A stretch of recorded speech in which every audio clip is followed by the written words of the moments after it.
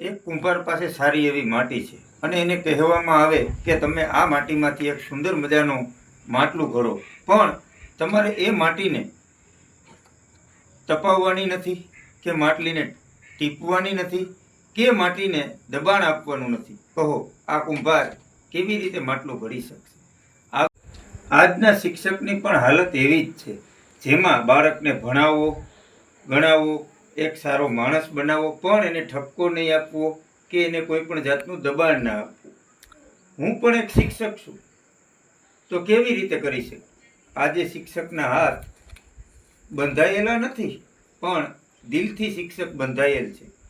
શિક્ષકને હાથ ખોલવાની જરૂર નથી, પણ વાલીઓના સપોર્ટની જરૂર છે. એટલે શિક્ષક ઉપર દોષ ના આપો, સમજથી થોડોક સહયોગ આપો, જેથી તે બાળકોને એક સારો એવો માણસ કે નાગરિક બનાવી શકે.